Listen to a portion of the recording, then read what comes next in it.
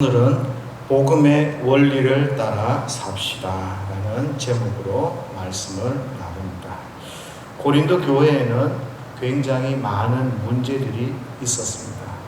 그런데 이유가 뭔가 생각해보면 많이 찾을 수 있을 것 같아요. 그러나 그 가운데서 당시의 생활 환경, 고린도 교회 성도들이 살았던 생활 환경이 나쁠 수도 있었고요. 또 여러분이 아시다시피 고린도 자체가 문화가 굉장히 좀 저질스러운 그런 면이 있었습니다. 그런데 그렇게 살다 보니까 세계관, 그러니까 철학, 뭔가를 판단하고 가치를 주는 그런 세계관이 잘못되었든지 아니면 돈이 좀 많이 있었던 곳이었기 때문에 유혹 같은 게 많았을 수도 있어요. 어쨌든 권력이든지 성도들이 그런 세상을 살아가면서 그 환경 가운데서 하나님의 말씀으로 제대로 순종하지 못했기 때문에 그 교회에 문제가 발생한 것입니다. 그런데 문제가 있습니다. 왜냐하면 사람이 아무리 나쁜 환경에 있다 하더라도 반드시 문제를 만들어내고 문제가 생긴다. 그런 등식은 성립하지가 않거든요. 어떤 사람은 환경이 매우 좋지 않지만 그럼에도 불구하고 자기가 가지고 있는 그 핸디캡을 극복하고 훌륭하게 신앙생활하거나 성장하는 사람들이 있습니다.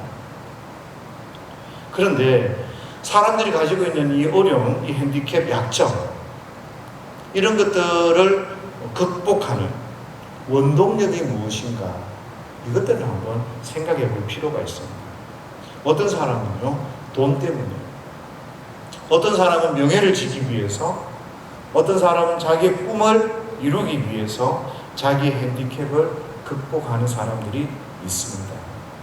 그런데 적어도 예수 믿는 사람이라면, 교회 다니는 성도라고 하면 돈, 명예, 꿈, 욕심, 욕망 이런 것들 때문에 자기 핸디캡을 극복해서 어떻게든 내가 저 일을 하겠다 이런 게 아니라 살아가는 이유가 적어도 복음 때문에,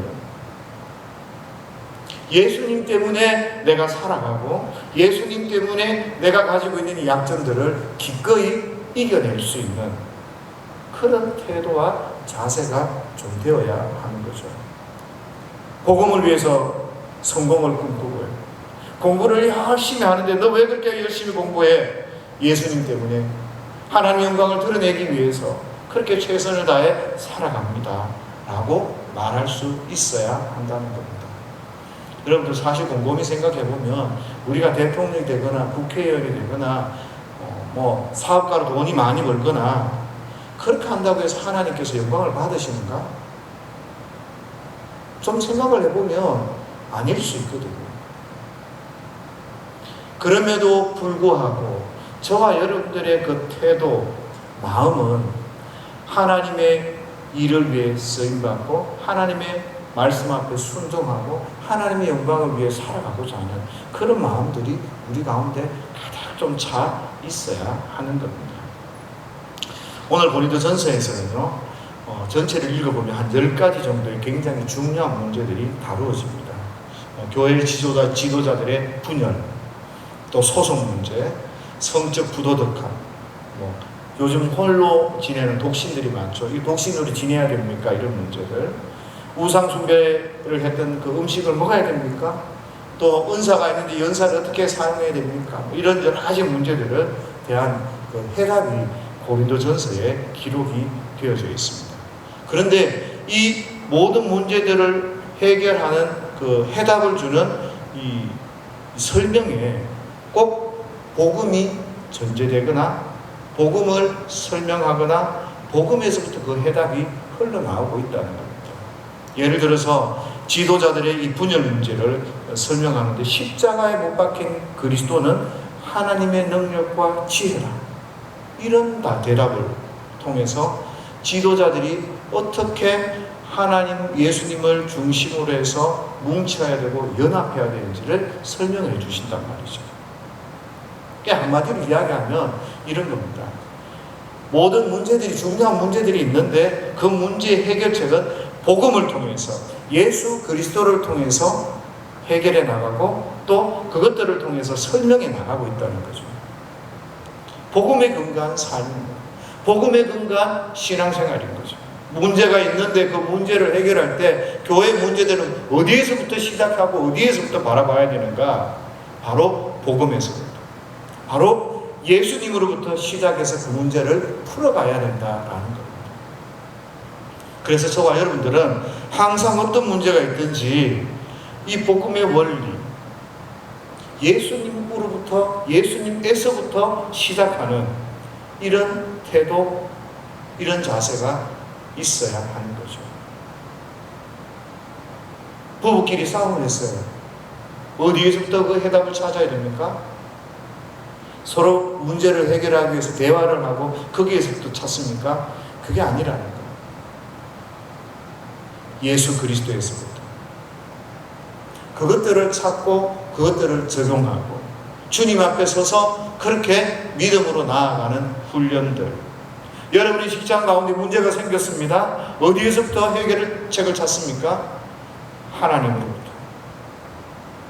하나님으로부터 그 해결책을 찾고 어떻게 이 문제를 해결할 것인가, 하나님이 나에게 어떤 말씀을 하셨고 어떤 교훈을 주고 계시는가, 그것들을 기억해야 한다는 것입니다. 그런 면에서 고린도전서를 보시고 오늘 1절에서 3절까지도 내용을 보시면 훨씬 더 유익하리라 생각을 합니다. 1절입니다. 다 같이 읽습니다. 시작. 하나님의 뜻을 따라 그리스도 예수의 사도로 부르심을 받은 바울과 형제 소스데네는, 하나님의 뜻을 따라, 하나님은 바울을 향한 어떤 목적을 가지고 계십니다. 그러니까 다른 말로 하면 하나님은 목적을 가지고 사람을 부르신다는 거죠. 예수님과 교회를 핍박했던 그 사울을 하나님께서는 목적을 가지고 부르셔서 사도로 세우셨습니다. 무슨 이야기입니까? 하나님께서는 사울이라는 사람을 불러서 사도로 쓰기 위해서, 복음을 전하게 하기 위해서 그렇게 사울을 부르신 거죠. 바울이 신앙생활을 하면서, 그가 성경을 연구하면서 바울은 하나님의 부르심에 대한 확신이 있었습니다. 그래서 로마서 1장 1절에 보면 내가 하나님의 복음을 위하여 택함을 받았다 라고 다른 사람에게 강력하게 설명을 하고 있습니다. 지금 바울은 내가 하고 싶은 그 일을 하는 것이 아니라 하나님의 일을 하고 있다. 내가 교회에서 여러 가지 일들을 하고 내가 말씀을 나누고 있지만 내가 내 일을 하고 나의 어떤 권위를 세우고 나의 어떤 일을 하는 것이 아니라 하나님의 일을 하고 있다라고 이야기를 하는 것이죠. 이런 확신이 저와 여러분들에게 있어야 합니다. 찬양을 할 때, 반주를 할 때, 이 PPT를 할 때 내가 내 일이 아니라 우리 공동체 가운데서 나누어졌기 때문에 이 일들을 나누어서 하는 게 아니라 내가 하나님의 일을 하고 있고 하나님 앞에 드리는 이 예배를 위해서 내가 일하고 있다라는 그런 확신, 내가 무엇을 하고 있는지 그 부르심에 대한 확신, 내가 하고 있는 일들에 대한 그 확신이 저와 여러분들 가운데 있어야 하는 겁니다. 사람들은 교회나 좀 부지런한 사람, 착한 사람들은요 어디든 가든 열심히 일을 합니다. 그런데 이렇게 열심히 일하는 사람은 교회 가면 꼭 인정을 받아요.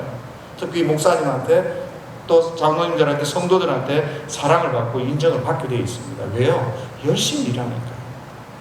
그러다 보면요 그분이 자기 일을 합니다. 인정받고 자기 만족하고 칭찬도 받고. 자기 일을 하면 그건 그냥 자기 일인 거예요. 하나님의 일을 하셔야 돼요. 하나님을 믿는 게 그게 우리의 일인 거예요. 그 말은 무슨 말입니까? 어떤 일을 할 때 하나님을 믿는 믿음으로, 하나님을 믿는 신뢰하는 그 믿음으로 우리가 그 일들을 섬기고 할 때 그래야 진짜 하나님이 기뻐하시는 그 일들이 되지 않겠습니까? 설교도 마찬가지 아닙니까? 하나님을 믿는 믿음으로 하나님 앞에서 말씀을 나누어야, 그래야 그게 하나님을 위한 하나님의 일이 되지. 내가 인정받고 내가 칭찬받고 내가 내 마음대로 어떤 카리스마가 드러나고 그래서 내가 나를 위해서 뭔가를 하고 있다면 그거는 아무리 예배 시간에 설거를 한다 할지라도 그것은 하나님의 일이 아닐 수 있다. 바울은 자기가 지금 섬기고 하는 일들에 대해서 분명한 확신이 있었던 거죠. 어떤 확신요? 내가 복음을 위해서 택함을 받았다. 그러니까 바울은 견딜 수 있었습니다. 핍박이 왔는데도 견디고 어려움이 있을 때도 견뎠고, 그래서 주님을 바라보면서 끝까지 하나님이 나에게 맡겨준 그 길을 위해서 이것이 연단이구나, 내가 인내하며 참고 하나님의 일을 이루어야 되겠다, 그렇게 끝끝내 주의 일들을 감당하는 모습을 우리에게 보여주었습니다. 저와 여러분들이 내가 지금 하는 일들, 내가 지금 살아가고 있는 이 일들, 그리고 하나님이 나를 부르시고 하나님의 백성으로 삼으신 그 일들의 그 뜻에 대한 확신이 있어야 됩니다. 그 확신이 있는 사람은 하나님을 위하여서 일을 하고요, 복음을 위해서 그렇게 살아갑니다. 그러나 확신이 없이 어중간한 사람은 어떻게 해요? 모양은 갖추었지만 하나님을 위해서 사는 것이 아니라 자기를 위해서 그냥 형식적으로 종교 생활을 하는 그런 모습들을 보게 됩니다. 저와 여러분들은 형식적으로 하나님에 위해서 살지 않으면 그분은 결코 복음의 원리를 따르지 않습니다. 다르게 이야기하면 하나님 중심으로, 예수님 중심으로 살아가지 않습니다. 오히려 세상의 원리를 따라서 살아가게 되는 것이죠. 그러면서 자꾸 자기 옆에 있는 다른 사람을 핍박하는 거죠. 왜 복음대로 살려고 하니? 왜 예수님 말씀대로 살려고 하니? 이 말을 밖으로는 안 하죠. 그죠? 밖으로는 절대 그 말을 하지 않습니다. 왜 복음대로 살려고? 왜 하나님대로 살려고 그래? 왜 예수님 중심으로 그렇게 살려고 해? 그렇게 말하지 않습니다. 그런데 이 말을 다르게 이야기하죠. 어떻게 해요? 야, 교회 다녀도 돈이 있어야 살지. 세상 살아가려면 세상 따라가는 그 지혜가 있어야 돼. 그리고 심지어는 어떤 분은 말동이에 구불라도 이 땅이 낫다, 살아야 뭘 하지, 이런 이야기를 하는 분들이 계십니다. 성경에서 이 땅이 낫습니까? 저 땅이 낫습니까? 하나님께서는 우리를 저 땅에 부르시기 위해서 우리를 부르셨습니다. 그 저 땅이 그렇게 귀하고 귀한 땅이면 오늘 저와 여러분들 여기서 다 죽고 그리고 하나님 앞에 가야 되는데 다 죽지도 않고 건강하게 살기 위해서 건강 관리하십시오 이렇게 말하는 건 뭡니까? 왜 그런 일들을 설명하고 건강 유의하고 여름에 건강 관리 잘 하십시오 이렇게 말을 합니까? 다른 이유가 아니에요. 여러분들이 가지고 있는 건강 가지고 여러분들 재산 누리고 여러분들의 젊음을 누리고 이 땅 가운데 그래 흥청망청 살아가라 그런 의미가 아닙니다. 있는 돈 다 쓰고 마음껏 살다 그렇게 가라는 의미가 아닙니다. 하나님께서 우리를 부르신 뜻, 하나님께서 우리를 향한 그 기대가 있는데 건강해야 그래도 하나님 앞에 최선을 다해 살지 않겠나? 기도하는 일이나 예배 드리는 일이나 하나님 앞에 그렇게 믿음으로 좀 살고 하려면 건강하고 또 열심히 잘 되라고 하는 이유는 또 그거 가지고 가난한 사람들 돕기도 하고 주의 일을 잘 감당하라고 그렇게 해서 이 땅 가운데 최선을 다해서 살라고 하는 것이지.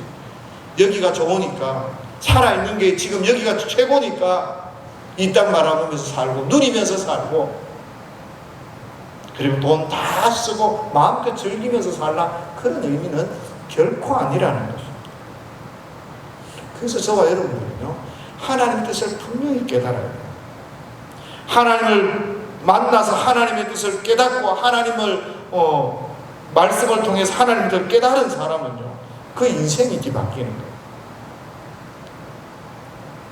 그래서 저와 여러분들이 이 하나님의 뜻을 깨닫기 위해서는 적어도요 하나님 앞에 직면하는 시간들을 좀 가지셔야 합니다.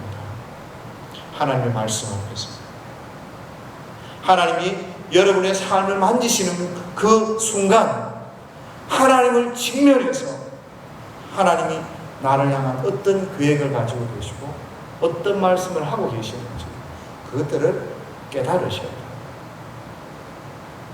근데 주로 보니까 고난 가운데, 주로 보니까 외로움 가운데, 주로 보니까 아픔 가운데 그때 주님을 찾고 주님을 직면하고 주님 앞에 나를 바꾸더라고요.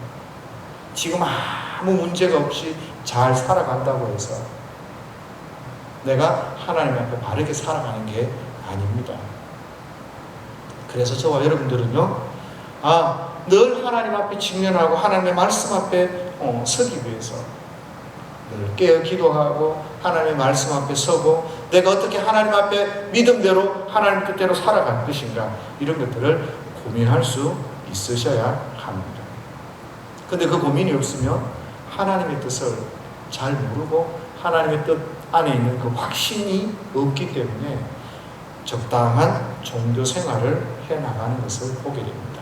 그러나 바울은요, 자기를 향한 하나님의 뜻이 분명했습니다. 확신했습니다. 그래서 그는 일평생 주를 위해서 하나님 앞에 살아갔던 것을 보게 됩니다. 2절입니다. 다 같이 읽습니다. 시작. 고린도에 있는 하나님의 교회 곧 그리스도 예수 안에서 거룩하여지고 성도라 부르심을 받은 자들과 또 각 처에서 우리의 주 곧 그들과 우리의 주 되신 예수 그리스도의 이름을 부르는 모든 자들에게. 고린도는 타락한 도시나 마찬가지입니다.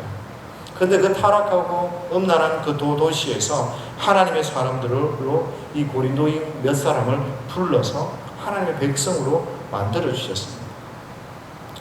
바울의 부르심의 이유가 있듯이 이 고린도 교회를 향한 하나님의 뜻이 있었습니다. 좀 더 크게 이야기하면 교회를 향한 하나님의 뜻이 분명히 있습니다. 그게 뭡니까? 좀 하나님이 저와 여러분들을 향한 기대, 하나님의 뜻, 이게 뭔지 고민하고 생각해 보셔야 됩니다. 여러분의 삶을 향한 하나님의 계획, 하나님의 뜻이 무엇인지 그거를 생각해 보셔야 합니다. 왜 나를 이곳에서, 왜 나를 이렇게, 왜 나를 지금 여기에 하나님이 두셨는지 생각해 보셔야 됩니다. 우리 이 작은 머리로 아무리 생각하고 짜고 고민해도 답이 안 나와요. 그걸 아셔야 돼요. 그래서 어떻게 해요? 우리를 지으신 그 하나님 앞에 저와 여러분들이 서야 하는 거예요.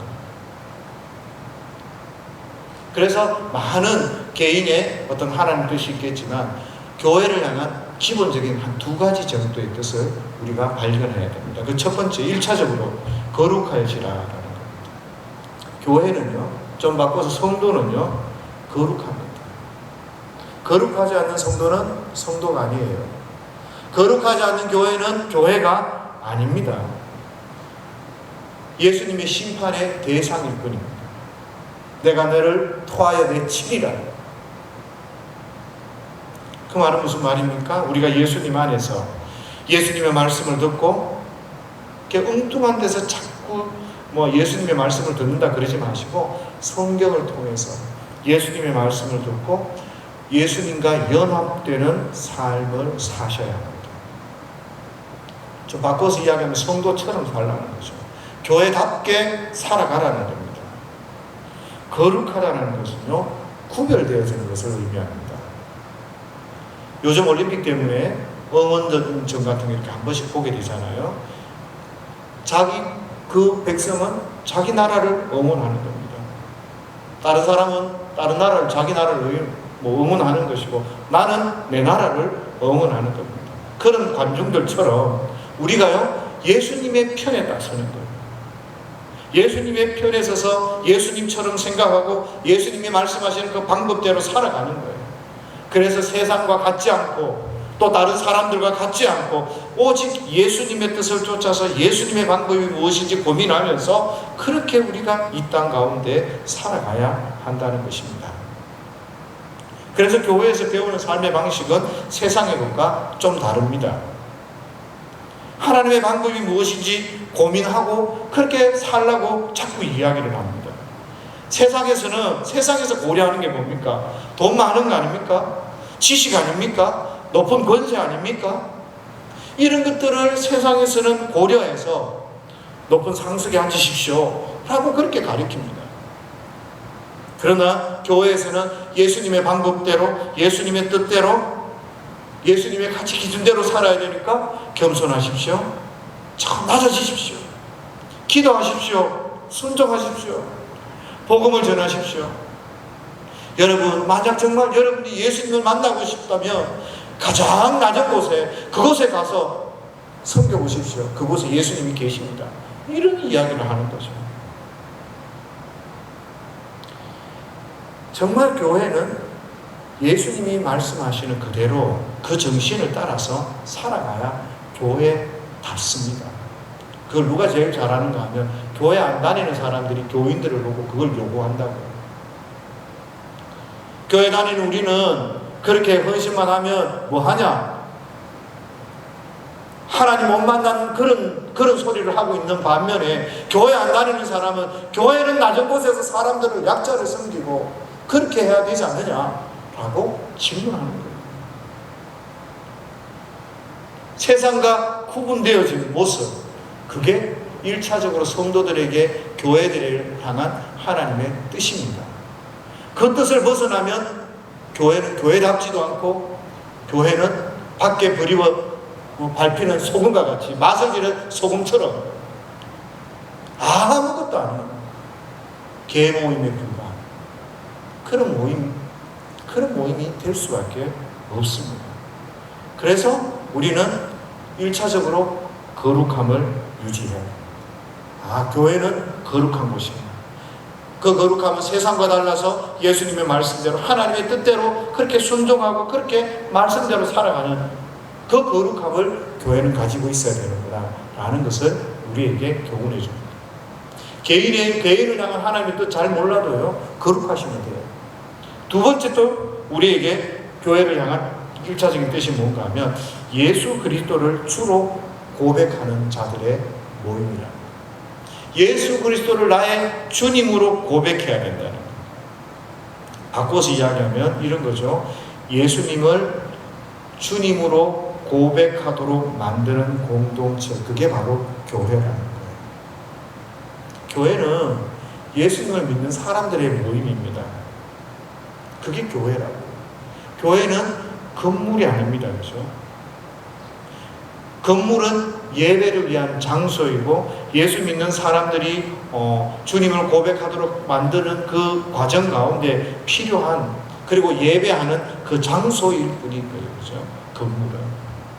그래서 어떤 교회는 이런 이야기를 하더라고요. 자기들은 건물이 없어서 그 토요일과 주일에 장소를 대여해서 사용을 한답니다. 그러면서 한 500여 석 되는 그 자리를 쫙 세팅을 이렇게 할 때, 그때 그 수고를 어떻게 하냐?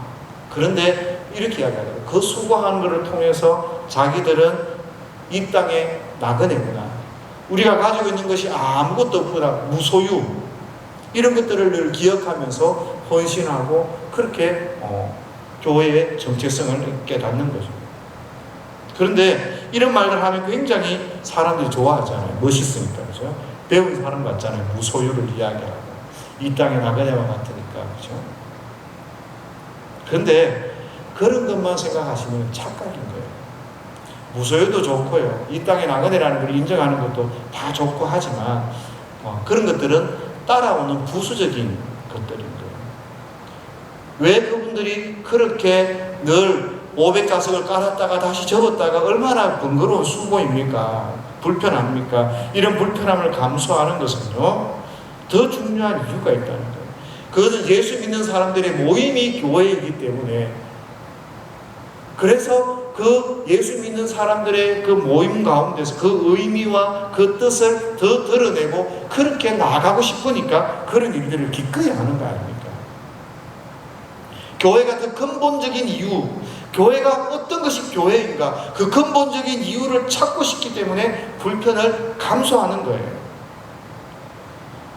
그래서 그들은 그것을 깔고 다시 의자를 접고 하면서 우리가 이 땅 가운데서 어떻게 살아가야 될 것인지, 예수님을 믿는 사람들에게 삶의 모습이 어떠해야 될 것인지, 그것들을 드러내려고 하는 그런 모습들이거든요.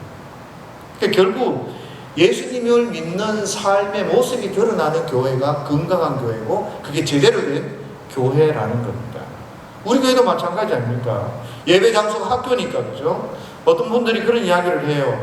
교회가 교회 같지 않다고, 너무 자리가 푹신하니까 잠만 온다고. 우리가 이 이야기를 들었을 때요, 고민이 있어야 돼요. 고민이. 왜 그런가 하면 그 말씀이요, 우리 신앙하는 모습들이, 우리가 예배 드리는 모습들이 교회답지 않다는 거죠. 그런 말일 수 있다는 거예요. 앉아있는 여러분들이 예수쟁이답지 않다는 거죠. 그 태도나 모습을 보니까 하나님 앞에서 정말 하나님을 두려워하고 하나님을 사랑하는 그런 모습으로 안 보이니까, 아이고 얘는 교회가 교회 같지 않다, 이런 소리를 하는 거예요. 우리가 모여서 예배 드리는데. 또 한편으로 어떻게 생각할 수 있는가 하면 이런 생각도 있어요. 그분들의 생각과 관점이 성경적이지 않을 수도 있어요. 왜냐하면 이때까지 습관적으로 보니까 교회는 이런 모습이 아닌데 학교에서 예배를 드리나?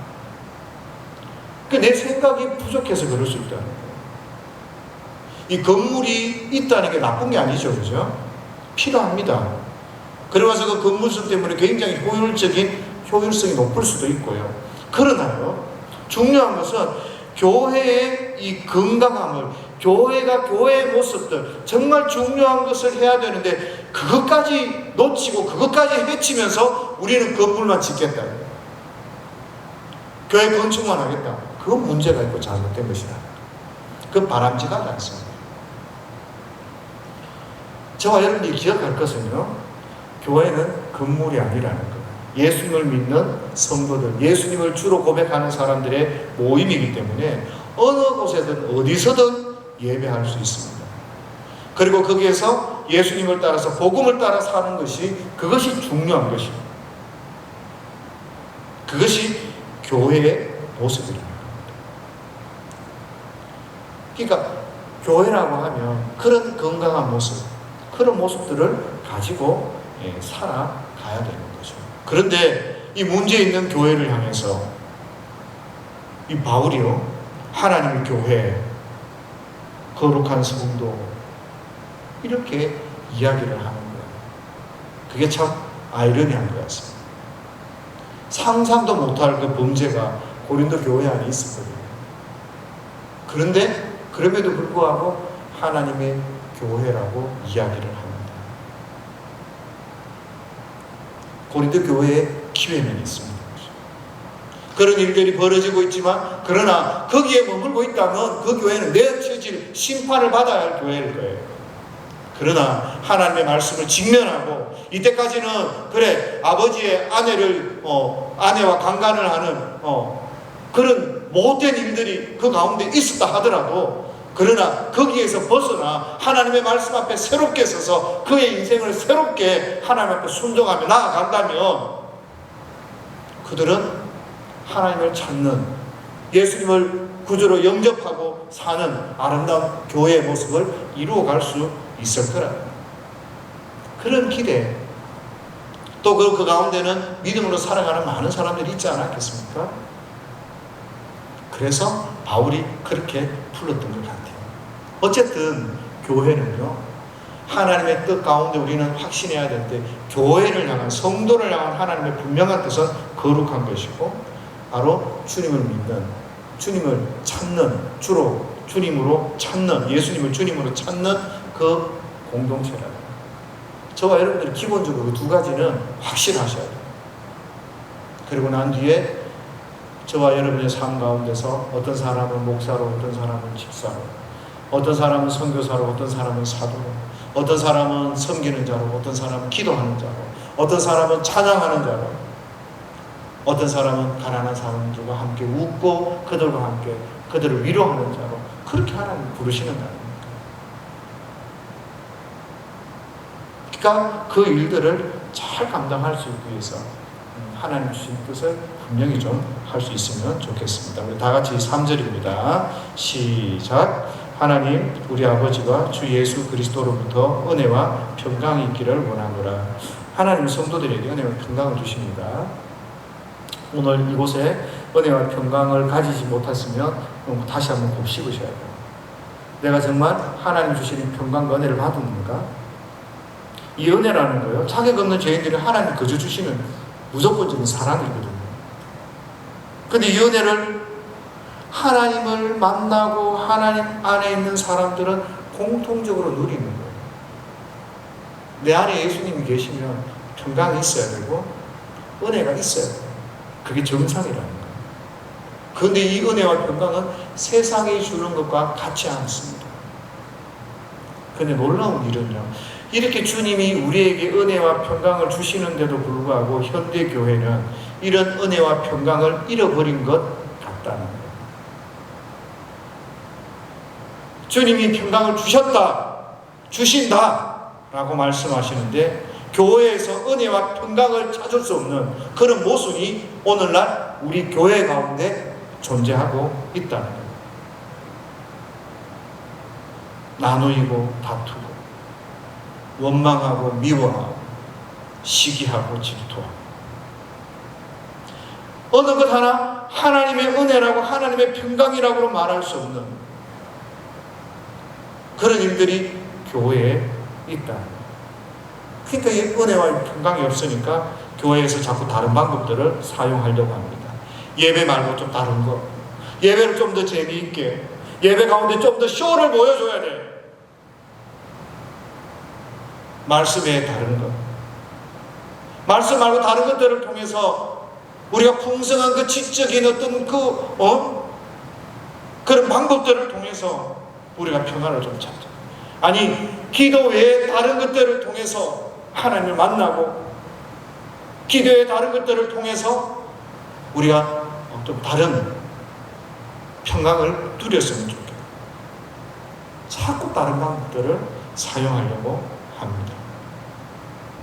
거기에는 거짓 평안, 거기에는 거짓 은혜가 있을 뿐입니다. 오늘 저와 여러분들이 정말 하나님이 주시는 은혜와 이 평강을 받아 누려야 돼요.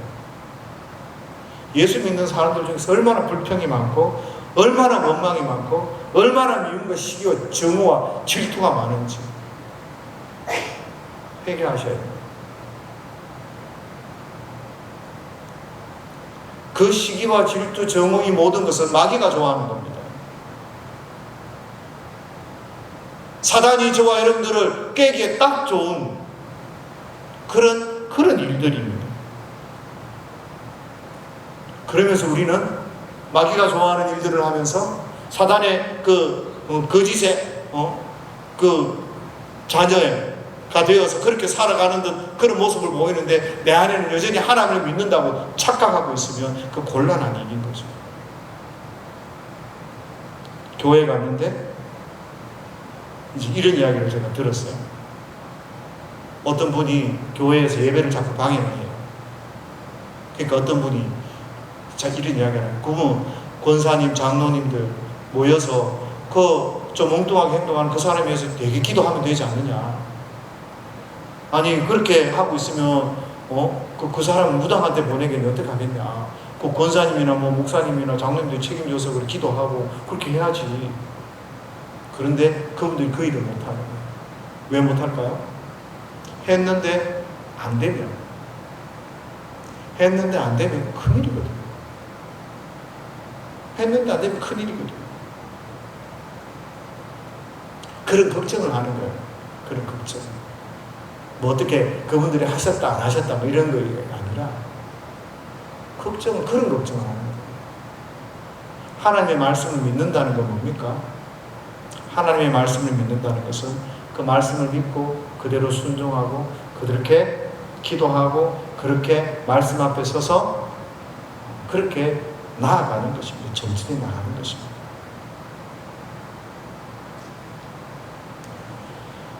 주님이 주시는 은혜와 평강, 이것들이 교회에 있어요. 그런데 없다라는 건요, 저와 여러분들이 다시 돌이켜야 되고 회복해야 되는 겁니다. 방법이 무엇입니까? 복음의 원리를 따라서 예수님을 앞에 서야 되고 하나님께 나아가야 됩니다. 그리고 거기에서부터 다시 시작하고 거기에서부터 내 신앙생활을 다시 점검하고 거기에서부터 우리가 어디로 가야 할지를 깨달아야, 그래야 하나님 주신 이 은혜와 평강을 회복하게 되고 다시 경험하고 누리게 될 수 있지 않겠습니까?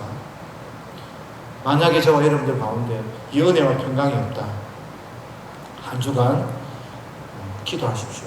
한 주간 하나님 앞에 철저하게 회개하십시오. 그래서 하나님 주신 이 은혜와 이 평강을 제가 누릴 수 있게 해달라고, 하나님이 주시고자 하는 그 은혜와 평강을 내가 알고 깨닫게 해달라고 그렇게 많이 기도하셔서 하나님 우리를 사랑하시고 하나님 우리 가운데 함께 하심을 경험하시는 그런 귀한 한 주간 될 수 있기를 예수님의 이름으로 축복합니다.